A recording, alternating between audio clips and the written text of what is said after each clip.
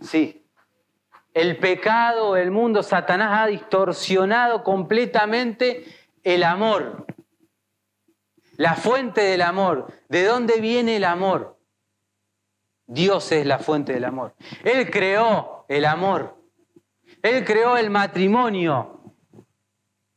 Pero el pecado, el mundo y Satanás ha distorsionado completamente ese amor.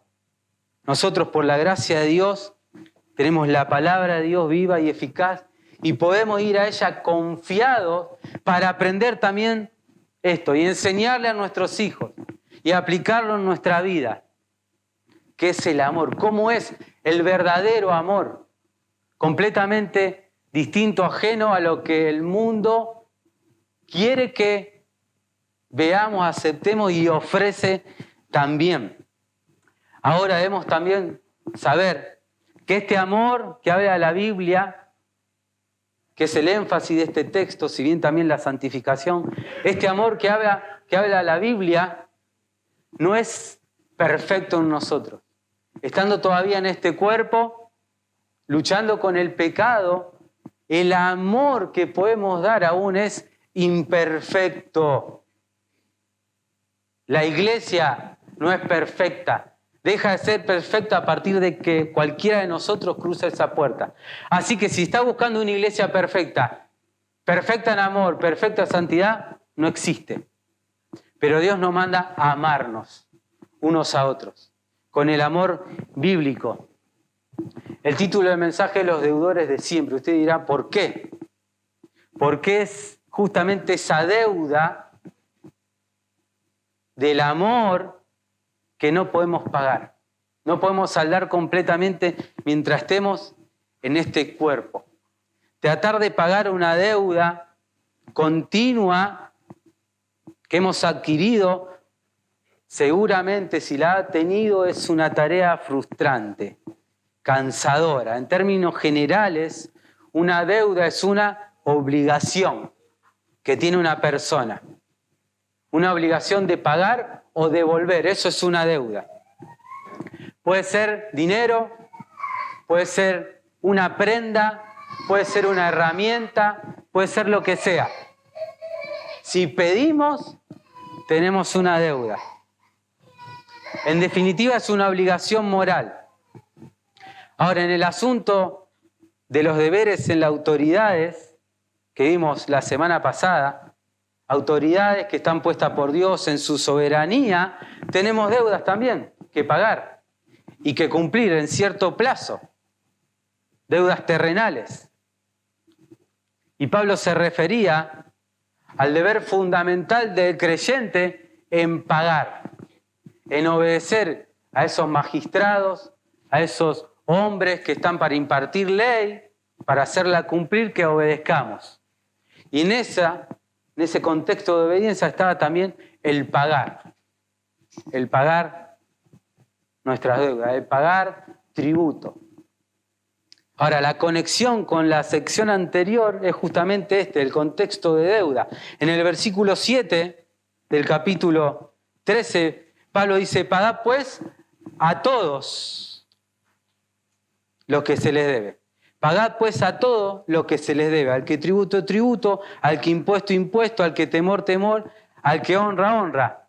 Y continúa Pablo diciendo, no debáis a nadie nada, sino el amaros unos a otros.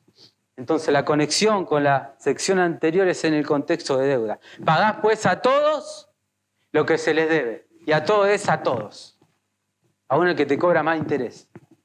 Aún al que no le querés pagar. Pagá pues a todos. Y ahora dice Pablo, no debáis a nadie nada.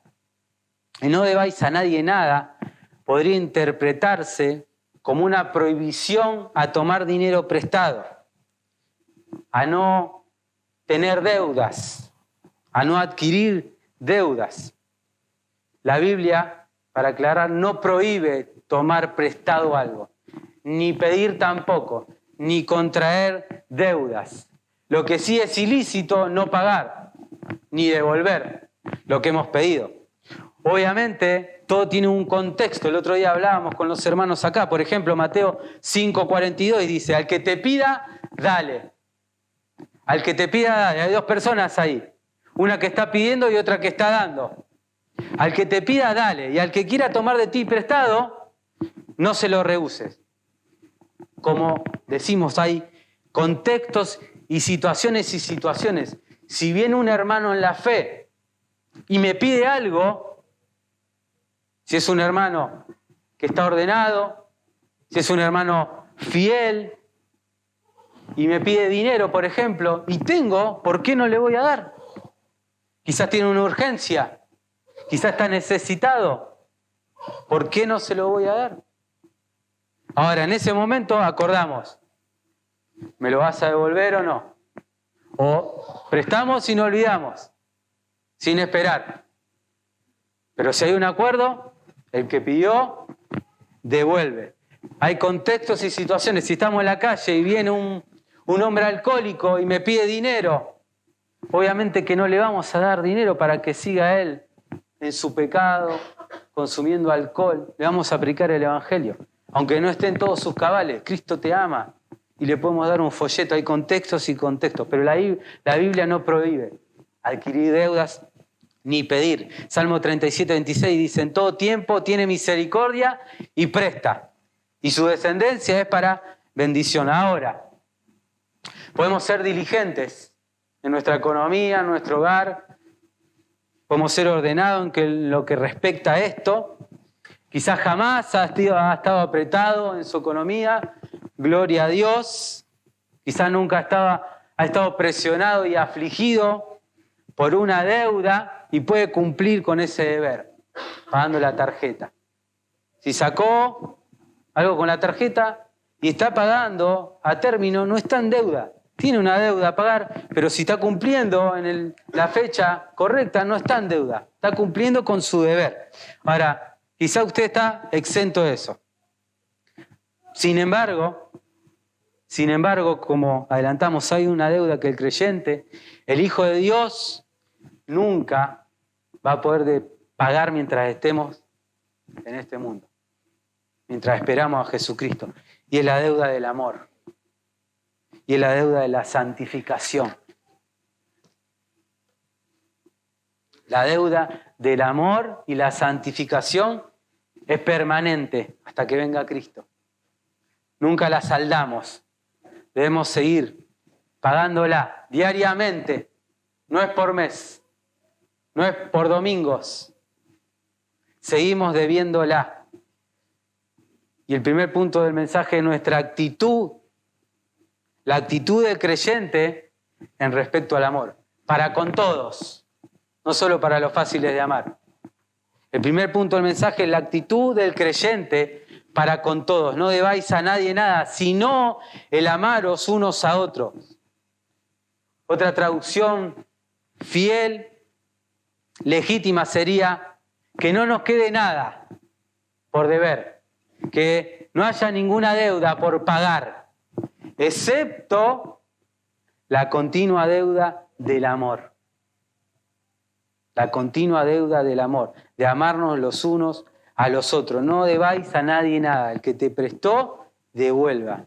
Banco, hermano, lo que sea, pariente y en el término acordado, lo que sea. Encontramos a Pablo aquí que no está pensando en la deuda del amor que tenemos para con Dios. No está pensando Pablo eso, que la tenemos también, porque no amamos a Dios por sobre todas las cosas como debemos amarlo. No está pensando Pablo en la deuda que tenemos de amor para con Dios, sino, como lo indica el contexto, en la deuda que tenemos con el prójimo, con el otro, el amor de unos con otros. Y es lo que viene hablando también la carta de Romanos. Justificados pues por la fe tenemos paz para con Dios y a raíz de esa paz podemos amar a Dios. Y a raíz de que Dios nos dio un nuevo corazón, su Espíritu Santo muera en nosotros y esperamos la redención de nuestro cuerpo. Mientras tanto, amados, dice, los unos a los otros con amor fraternal. Romanos 12:9, el amor sea sin fingimiento. Compartiendo con las necesidades de los santos, esto es amor. Gozaos con los que se gozan, lloran con los que lloran. Esto es amor. unánimes entre vosotros. Eso es amor. Es clara la palabra de Dios, hermanos, por esta expresión de amarnos unos a otros. Y no significa solamente amar a los hermanos en la fe. No significa solamente amar a los fáciles de amar. Obviamente lo tenemos que hacer y de un modo especial, pero incluye a todos aquellos con quienes tenemos contacto. Nadie queda excluido de este amor que Dios ha derramado en nuestros corazones por su Espíritu Santo. Incluye los enemigos, dice el Señor, amad a vuestros enemigos, como nos compartía el hermano. Poner la otra mejilla. Obviamente hay contextos y contextos, como hablamos. Si viene a mi casa un ladrón y está mi esposa, no le voy a poner la otra mejilla, la voy a defender. Y si es necesario guardar la vida de mi esposa y mis hijos, quizás lo mate a ese hombre. ¿Se entiende? Pero el principio es amar a nuestros enemigos, amarnos unos a otros. No nos cansemos, pues, de hacer el bien, dice la palabra de Dios. Entre tanto que tengamos oportunidad, hagamos bien. ¿A quién? ¿Al que me trata bien?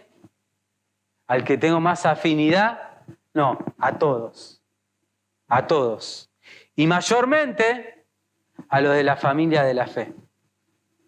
Estimados hermanos, una vez que el pecador es justificado por la gracia de la fe, porque la fe también es gracia de Dios, es don de Dios. Una vez que el pecador es justificado por la gracia de la fe en Cristo, creyendo que Él murió, que Él sufrió el castigo que yo merecía por mis pecados, a partir de ahí, motivados y capacitados por el poder del Espíritu Santo que mora en el creyente, ahora deseamos obedecer la ley que nos compartía el hermano. Agradar a Dios. Deseamos hacer lo que Dios quiere que hagamos. ¿Y esto dónde se encuentra? En su palabra. En la ley de Dios. Resumida en los 10 mandamientos. Que Pablo ahora toca algunos.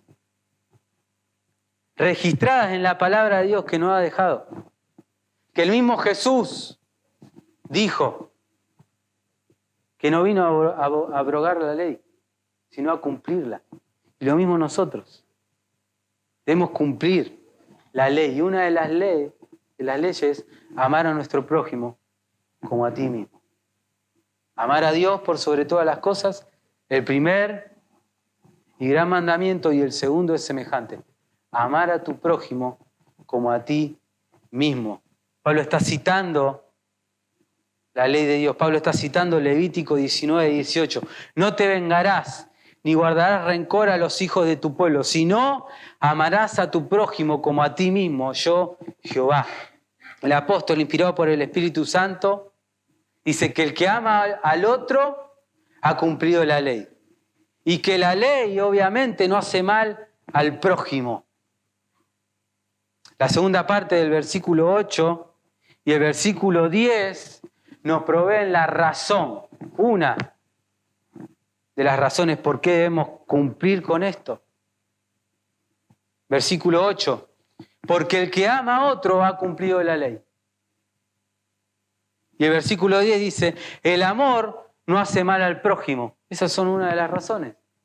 Cumplimos con lo que Dios nos manda por el poder del Espíritu Santo, no a la perfección porque fallamos, y entendemos que el amor no hace mal al prójimo, pero para eso tenemos que negarnos a nosotros mismos.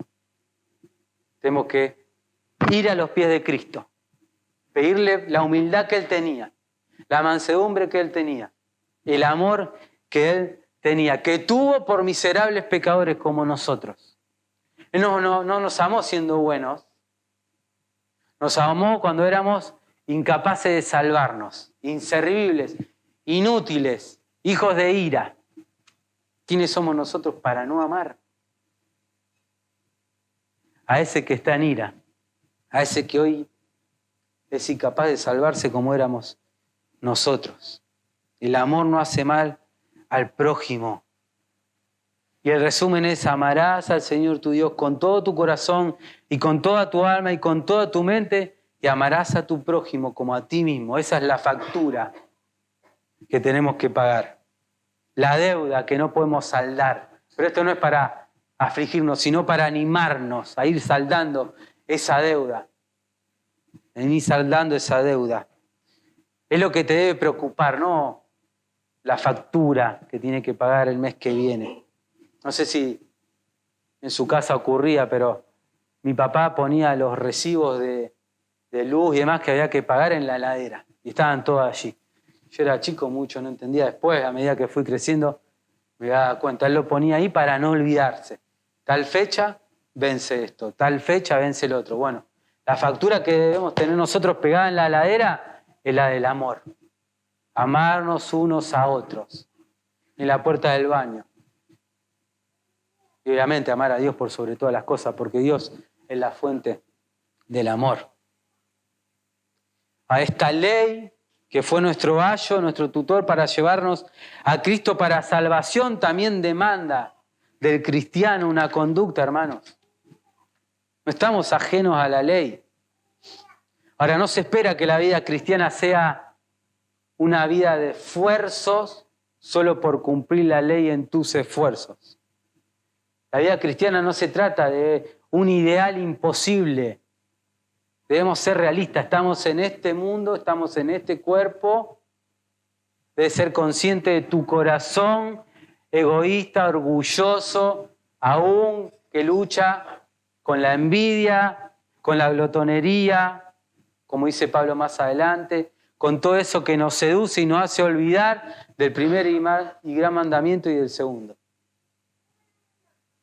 El amor cristiano tiene su fuente en Dios, ahí está la clave. Amor que fue y es derramado por el Espíritu Santo que nos fue dado, gracias al don de Dios. El Espíritu Santo que mora en el creyente, el amor de Dios ha sido derramado en nuestros corazones, Romanos 5.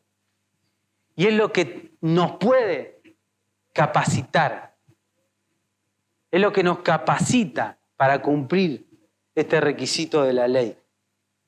1 Juan 4:7 dice: amados, amémonos unos a otros, porque el amor es de Dios. Y todo el que ama es nacido de Dios y conoce a Dios. ¡Wow, hermano! Si no amas, no conoces a Dios. No quiero hacerlo dudar de su salvación, pero la Biblia dice: el que no ama no nació de nuevo. En otras palabras, el que no ama no conoce a Dios, no ha tenido un encuentro con Cristo.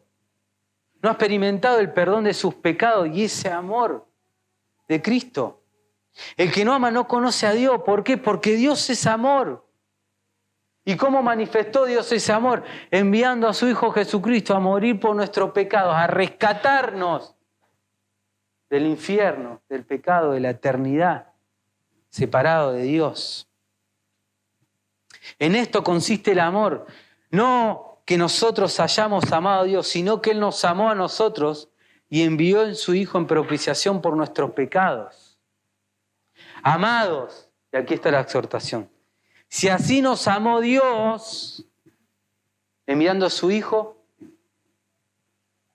haciéndose hombre también, viniendo a este mundo a morir por un vil pecador. Si así nos amó Dios, nosotros también debemos amarnos los unos a los otros.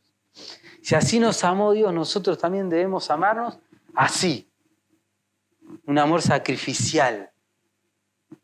Ahora usted me dirá, ¿cómo es esto en lo práctico?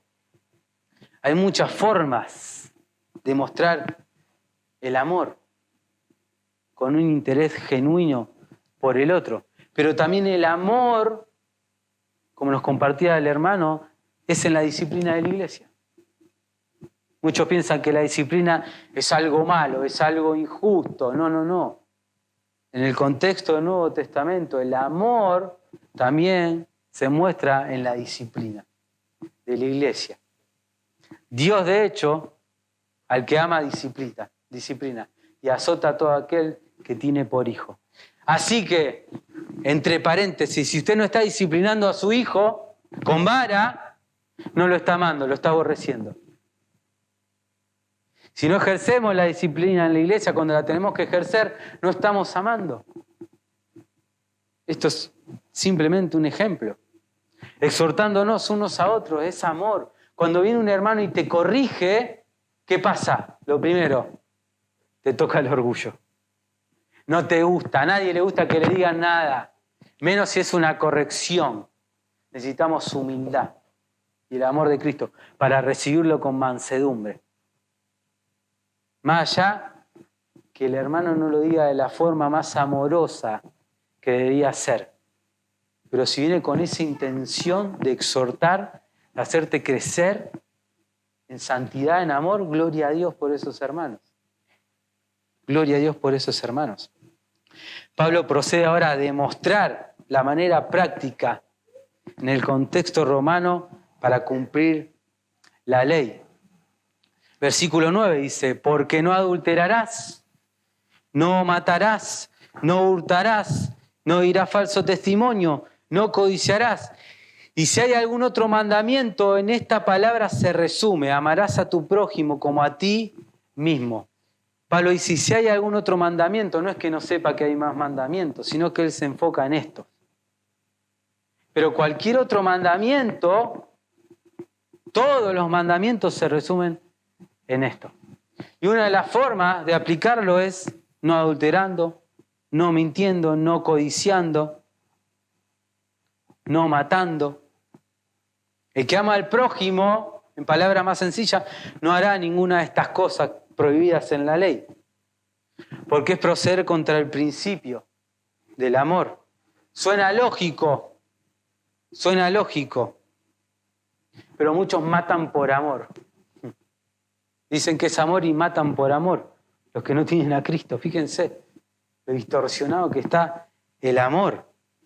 Parece lógico que el que ama no va a robar, pero piensa que por amor a su familia, porque no tiene trabajo, tiene el derecho de robar. Ese es el amor del mundo. Pero el amor de Dios que ha sido derramado en nuestros corazones, la intención principal del apóstol es no entrar en el contenido de cada provisión, sino de también que hay detrás de estos mandamientos un mandato positivo. Amarás, por eso preservarás el sagrado matrimonio, no adulterarás. Tu esposa es tu prójimo. Amarás, por eso guardarás en santidad, en amor, el matrimonio, si estás casado. Amarás y por eso no matarás. Por más que entre a tu casa, vas a intentar no matarlo, obviamente. Si está en juego tu familia, primero tu familia. Pero vas a procurar el bien del prójimo. Amarás y por eso protegerás.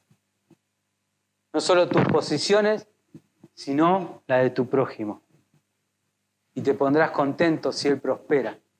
Y no codiciarás, sino te gozarás con él. Te alegrarás con tu prójimo, etc. Este amor, hermanos, es producido y viene de Dios por el Espíritu Santo. Y es lo suficientemente poderoso como para hacer que una persona orgullosa, egoísta, nadie más levanta la mano, una persona orgullosa, egoísta, que cree que es buena, que cree que tiene amor, que cree que debe ser amada, acuda a Cristo cada día, a Dios, porque es la fuente del amor. Y podemos amar al prójimo, podemos amar a los pecadores, que para nosotros a veces son desagradables. Y nos subimos a un pedestal, y nos olvidamos que estamos justificados solo por la fe que nos dio Dios, por el puro afecto de su voluntad. No merecíamos nada, no merecíamos el amor de Dios.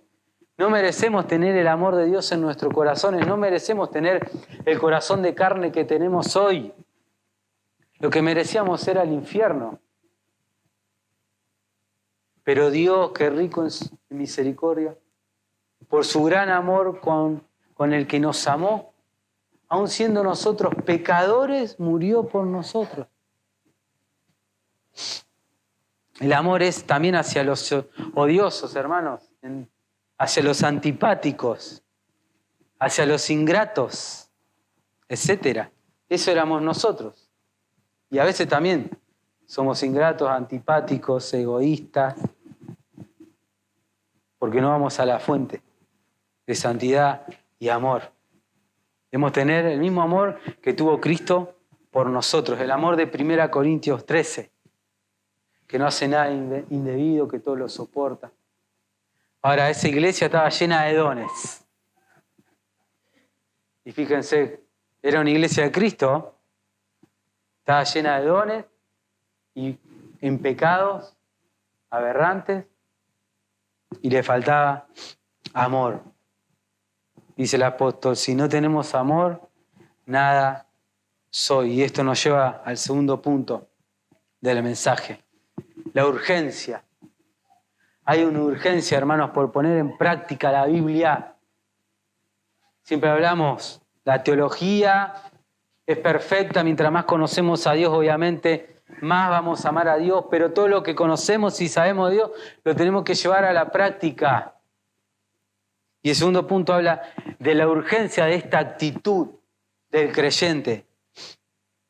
La urgencia, versículos 11 y 12. Y esto, hablando de lo mismo, del amor, de amar al prójimo, y esto, conociendo el tiempo, versículo 11, que ya es hora de levantarnos del sueño, porque ahora está más cerca de nosotros nuestra salvación que cuando creímos.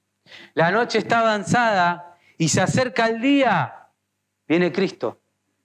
Dejemos pues las obras de las tinieblas y vistámonos de la armadura de la luz.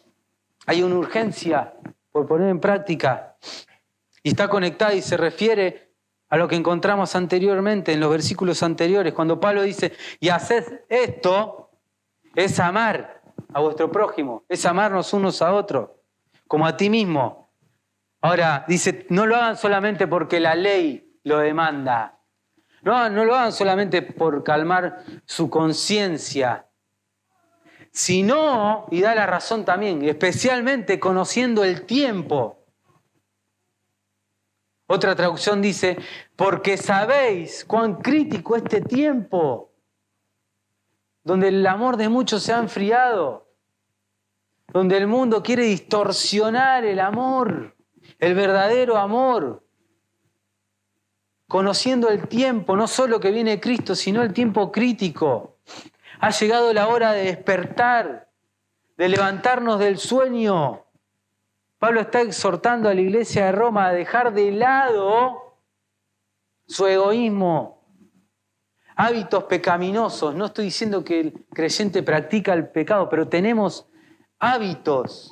El no leer la Biblia todos los días no es un buen hábito, es un mal hábito. El dejar de congregarse no es un buen hábito, es un mal hábito. Y todo eso obviamente influye ¿en qué? De donde viene la fuente de Dios, su palabra, estar con los hermanos. Venir a adorar al Señor, el culto principal. Pablo está exhortando a la iglesia de Roma a dejar de lado esos hábitos. Y con la ayuda del Espíritu Santo, avanzar en esto. Si estuviera en una iglesia pentecostal le diría, dígale a su hermano, avance. Pero no lo voy a hacer. Avancemos, hermano. Avancemos en esto. Y no mires la deuda del hermano. Me estoy adelantando a la aplicación final. No mires la deuda del hermano, mira tu factura en la heladera. Debemos avanzar en esto y dejar esos hábitos. Avanzar en la santificación. Nuestra salvación está más cerca, hermanos, de cuando creímos, dice Pablo. Está hablando de la culminación de nuestro peregrinar en la vida cristiana. La salvación final. Ya hemos sido salvos por la obra de Cristo, su vida justa, su resurrección. Ahora estamos esperando la salvación completa de nuestra alma y de nuestro cuerpo. Cristo viene. Está más cerca ese día glorioso. que cuando confesamos por primera vez nuestros pecados en el Señor Jesucristo, Pablo acude a la escatología, a la doctrina del regreso de Jesús, y lo usa como un incentivo a la iglesia de Roma a vivir una vida santa, en amor. Y esta exhortación la encontramos en las Escrituras una y otra vez.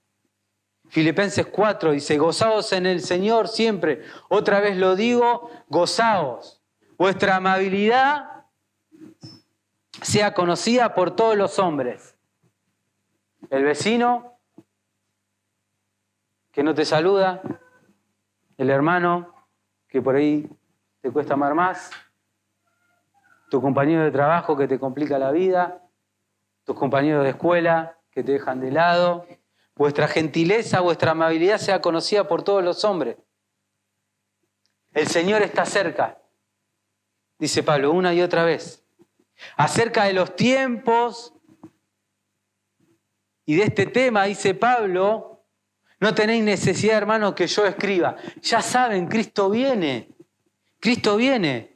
Porque nosotros sabéis bien que el día del Señor vendrá como ladrón en la noche. No estáis en tinieblas para que aquel día os sorprenda como ladrón, dice Pablo. Sois hijos de luz. Sois hijos del día. No andemos como de noche, ni en tinieblas, sino como lo que somos, luz, sal. La palabra la noche está muy avanzada y se acerca el día, indican que para el pueblo de Dios, esta era que siempre ha existido de oscuridad y de pecado y de tristeza para algunos, se termina. Ya rápidamente llega a su fin. Cristo viene. El final está a la puerta. Dejemos, dice Pablo, esos hábitos pecaminosos. Vistámonos de Cristo, andemos como de día. Es hora de levantarnos del sueño. Cuando dormimos, hermanos, cuando dormimos, estamos ausentes. Quizá a alguno le cuesta dormir más, a otro menos, pero cuando dormimos, estamos ausentes de la acción del mundo, de las tentaciones, ¿verdad? Estamos ausentes. No estamos interesados en las cosas de Dios tampoco. Y tampoco estamos luchando contra el pecado. Bueno, Pablo dice, hay que levantarnos del sueño, hay que levantarnos de esa intranquilidad, de la lucha contra el pecado, de crecer en amor. Es hora de levantarnos de esa actitud pasiva.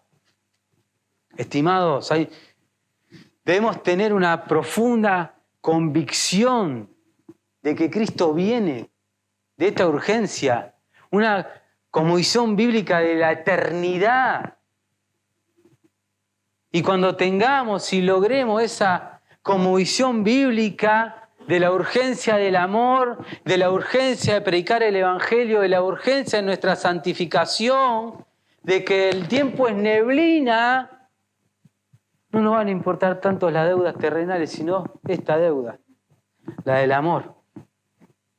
Y vamos a valorar el tiempo que nos queda, que es neblina, el tiempo que te lo da Dios. Si hoy abrimos los ojos es por la gracia de Dios.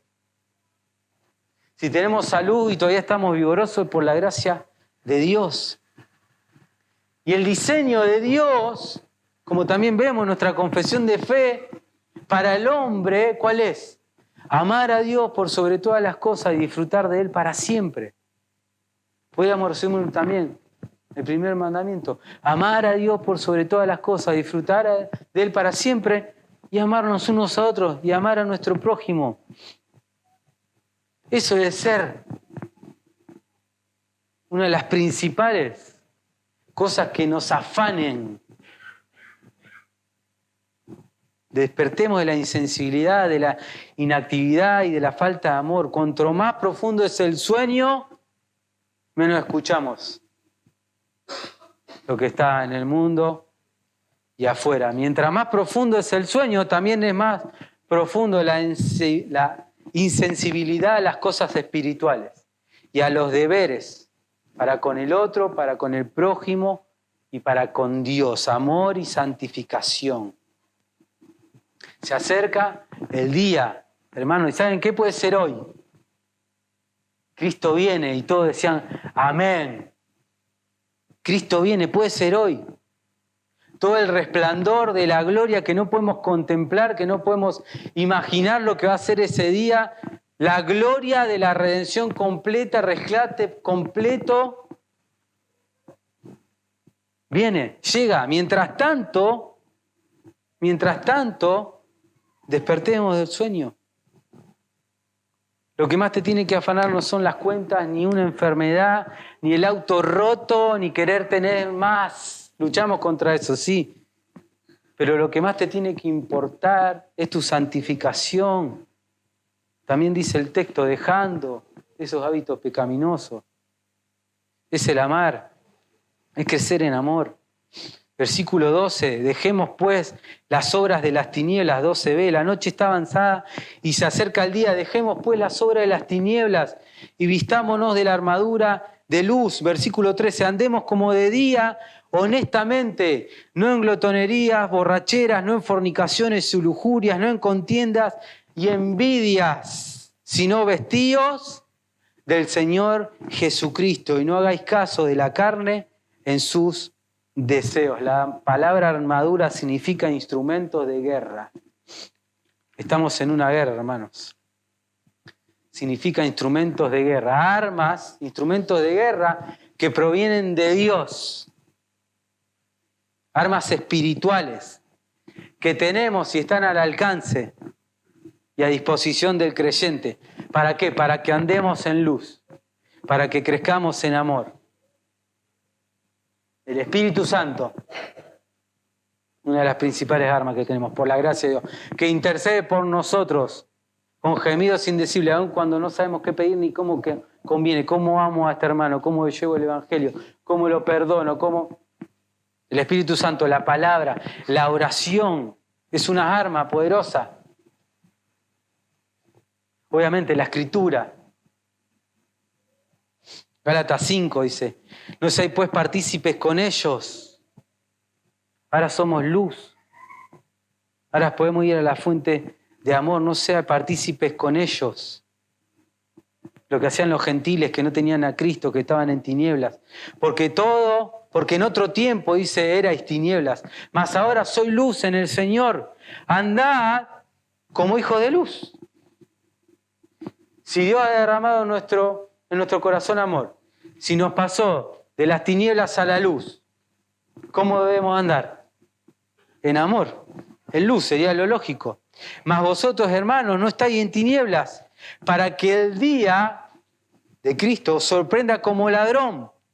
Porque todos vosotros, es que has creído en Jesucristo como tu Señor y Salvador, sois luz, hijos del día, no somos de la noche ni de las tinieblas. Por tanto, otra vez, no durmamos, dice Pablo. No durmamos, seamos conscientes del juicio venidero, seamos conscientes que también vamos a dar cuenta, los creyentes, de lo que hayamos hecho en el cuerpo, sea bueno o sea malo. Si no velemos, dice Pablo, no durmamos si no velemos. Que velar, estar alerta. Estar alerta, luchar, vestirnos de Jesucristo, ponernos la armadura, toda la armadura de Dios, la coraza. En ese tiempo se entendía a qué se refería Pablo, la coraza. Había soldado, la coraza cubría el cuerpo. El casco, su cabeza, el yelmo de la salvación para nosotros, la coraza de justicia, la fe, el amor. 1 Tesalonicenses 5:8, más vosotros que somos el día, estemos sobrios, vestidos con la coraza de fe y de amor y con la esperanza de la salvación por yelmo. Pablo usa más de una vez esta metáfora de la armadura de Dios, la coraza, la armadura.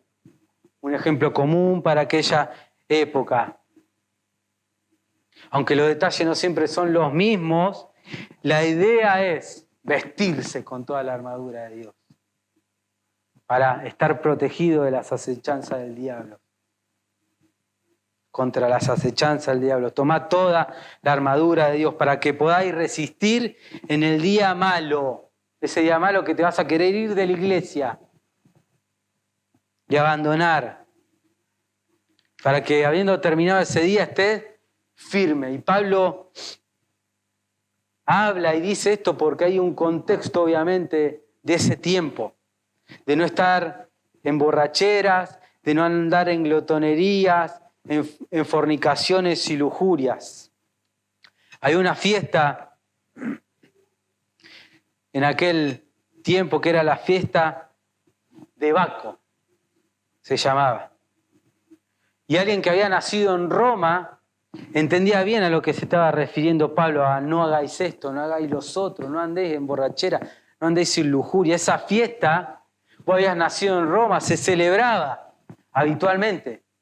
Y tenía que ver con todo esto de sexo, excesos. Lujuria, orgías, borracheras. Y en el contexto griego también, de los dioses, al dios Dionisio, el dios del vino, de la vendimia. Y en esas fiestas, ¿qué había?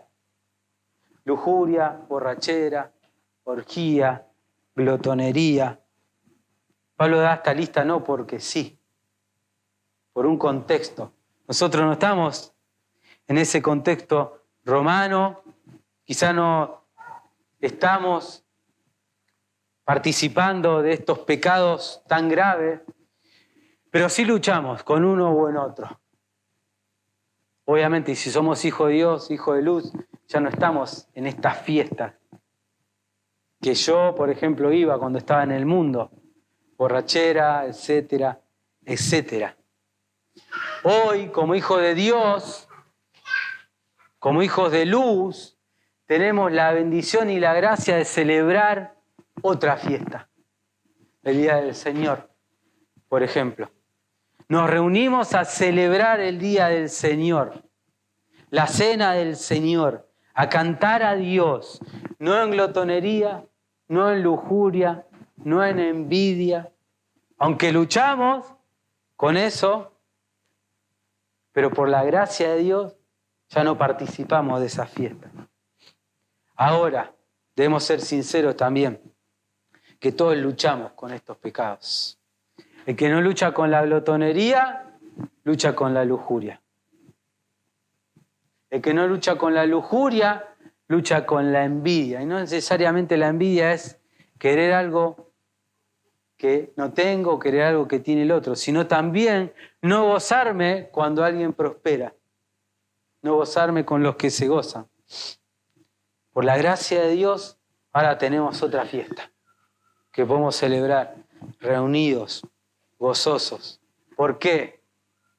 Porque Dios cambió nuestro corazón. Porque Dios ve en nosotros a Cristo. Nos pide que nos vistamos de Cristo, pero Dios sabe que ve en nosotros la vida justa de Cristo. Nos ve santos por la obra de Cristo en la cruz, por su vida santa que vivió. Nosotros creemos en Dios, nos vestimos del Señor Jesucristo y ya no andamos como los gentiles que no tienen a Dios. Y eso es no hacer caso a la carne. Pero hermanos, luchamos con esta lista también. Luchamos con esta lista. Pero la Escritura nos dice, no hagáis caso a los deseos de la carne. Primera de Pedro 1, 13. Para ir terminando, Primera de Pedro. Primera de Pedro, versículo 13. Primera de Pedro, capítulo 1, versículo 13 al 25 dice, por eso, ceñidos los lomos de vuestro entendimiento, sed sobrios y esperad completamente en la gracia que os traerá cuando Jesucristo sea manifestado. Como hijos obedientes, no conforméis a los deseos que antes tenías, estando en vuestra ignorancia, sino como aquel que os llamado es santo, sed también vosotros santos en toda vuestra manera de vivir, porque escrito está, Sed santo porque yo soy santo. Y si invocáis por Padre aquel que sin acepción de personas juzga según la obra de cada uno, conducíos en temor todo el tiempo de vuestra peregrinación, sabiendo que habéis sido rescatados de vuestra vana manera de vivir, la cual recibiste de vuestros padres, no con cosas corruptibles como oro o plata, sino con la sangre preciosa de Cristo, como un cordero sin mancha y sin contaminación, ya ordenado desde antes de la fundación del mundo, pero manifestado en los posteros tiempos por a causa de vosotros, que por medio de Él creéis en Dios, quien lo resucitó de los muertos y le ha dado gloria para que vuestra fe y esperanza sean en Dios. ¿Cómo lo hizo? Habiendo purificado vuestras almas en la obediencia a la verdad, la palabra, mediante el Espíritu, en amor fraternal, sin fingimiento, amaos unos a otros, entrañablemente de corazón puro, siendo renacidos no de simiente corruptible, sino de incorruptible, por la palabra de Dios que vive y permanece para siempre. Porque toda carne es como la hierba, y toda la gloria del hombre como la flor de la hierba. Se secó la hierba y la flor se cayó, mas la palabra del Señor permanece para siempre. Y esta es la palabra que por el Evangelio os ha sido anunciada. Ese resumen, podríamos decir, de lo que Pablo está diciendo acá. Ese resumen de lo que debemos hacer, de lo que somos. Hemos sido renacidos, nacido de nuevo por la palabra de Dios. Esperamos ese día glorioso. Cristo viene. Mientras tanto, pagamos esa deuda. Mientras tanto, nos esforzamos en nuestra salvación con temor y temblor. Algunas preguntas para terminar y exhortaciones a los incrédulos, a los que todavía no tienen a Cristo. ¿Ya has sido rescatado? ¿Ya has sido rescatado de tu vana manera de vivir, ajeno a las cosas de Dios? ¿Ya estás arrepentido de tus pecados? ¿Ya has despertado? ¿Ya has sido despertado por Cristo? ¿O todavía estás muerto? ¿O todavía duermes? ¿O todavía estás en la oscuridad? Creyentes, ¿qué es lo que hay? ¿Qué es lo que hay en tu vida que a veces andas como de noche? No, yo no ando de noche. A veces andas como de noche. Quizás a veces estás en glotonería. Quizás a veces en tu corazón se levanta la lujuria. ¿Qué hay en tu vida que a veces andas como de noche? Elimínalo. Vístete de Cristo. La pregunta es, ¿te vistes de Cristo a diario? ¿Te vistes de Cristo a diario? ¿Cómo nos vestimos de Cristo? Palabra, oración diaria, comunión con los hermanos. ¿Te vistes de Cristo a diario? Si no, ¿te vistes de Cristo a diario? Imposible, ir cancelando esta deuda. Imposible. Por último, no mires la deuda de tu hermano, de tu hermana. No mires la deuda de tu hermano, de tu hermana. Ocúpate de la tuya. Todos somos deudores. El mismo Pablo decía, deudor soy a griegos, a judíos y a gentiles. Ocúpate de tu deuda. No mires la deuda de tu hermano o de tu hermana. Ama como Cristo, vive como vivió Cristo, que tu corazón sea conforme al de Cristo, que tu andar diario sea como lo que eres, un hijo de luz, santo, en toda vuestra manera de vivir. Hermanos, tu deidad, en quien crees, determina tu comportamiento. Los romanos sin Cristo, los griegos sin Cristo, ¿en qué andaban? En sus deidades. ¿Qué era? Glotonería, lujuria. Tu deidad determina tu comportamiento. Si dices que eres un hijo de Dios, anda como hijo de Dios. Ama como hijo de Dios. Santifícate como hijo de Dios. Que el Señor les bendiga, hermanos.